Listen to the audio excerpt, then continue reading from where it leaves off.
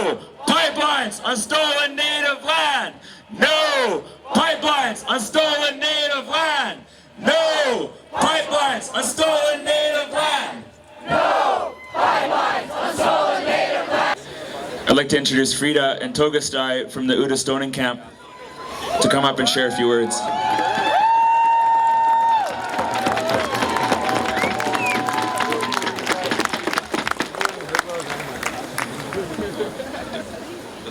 First of all, I'd just like to thank the Coast Salish people whose territory we stand on. I come from the Unist'ot'en people, and I've been appointed spokesperson by my chiefs. And the proposed Enbridge, Pacific Trails, and Coastal Gas Link are the frack gas pipelines that are proposed through 50% of my people's territories. And my people, the 5 clans, have had said 100% no to these projects.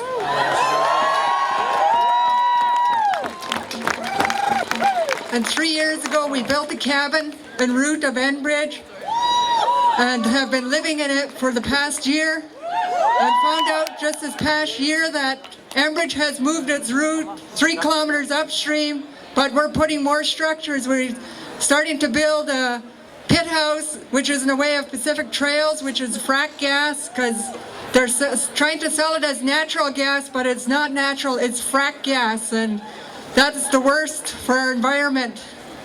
And our people are standing firm. We're living in the blockade, and we have a soft blockade right now, and we do free prior informed consent on everybody that crosses that bridge in order to keep the pipeline crews out.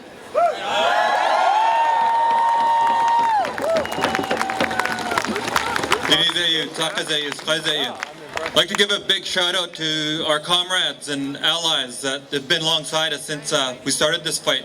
There's a group in the back here, they have a booth, they're called Rising Tide Vancouver. Let's give them an applause.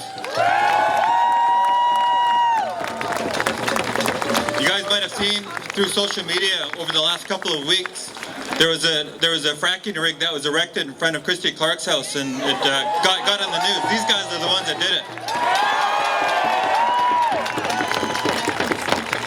Freda talked about the importance of making sure that fracking is on the agenda. If we have a group of people standing around talking about no pipelines, we have to make sure that we talk about no fracking pipelines as well.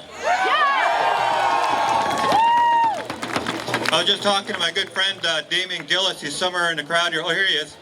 He's doing a film right now with a really good friend of mine and colleague, a guy I went to school with, Caleb Bain. And they're doing theirs on the fracking fields of northeastern BC and the impact it's having on the people, as well as the proposed pipelines. You know, we can't just let the no Enbridge and no Kinder Morgan thing just hijack the agenda of everybody's minds. We have to make sure that people understand that when we're talking about no pipelines, we're talking about all pipelines.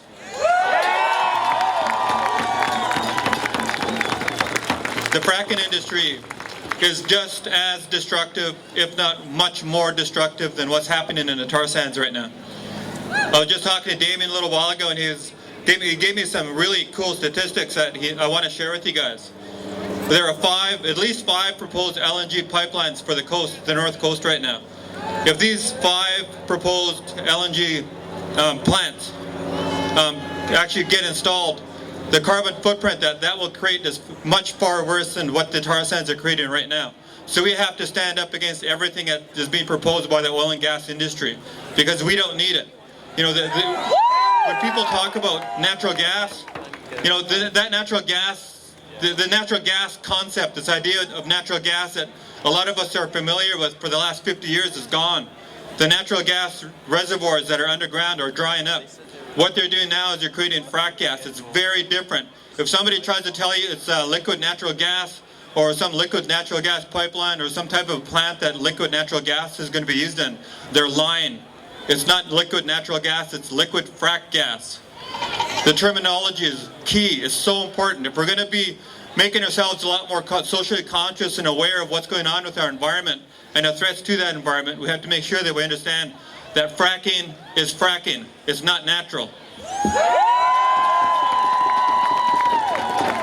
Again, thank you to the Coast Salish people for allowing us to be here. I think it's deadly important that all of us understand what's happening to our planet right now. The planet is dying. You know, I just saw these reports in the last week about these starfish that are dissolving in the oceans around here, up and down the coast. These starfish are dissolving. You know, what the heck is going on? What are we doing standing around and running off to Starbucks and stuff and hoping that somebody else is going to change it for us? I'm really glad that you guys came out today. The next time there's a big rally like this, tell at least 10 of your friends to come and join us, and let's turn this into like a movement that's going to change the landscape of this planet. How it's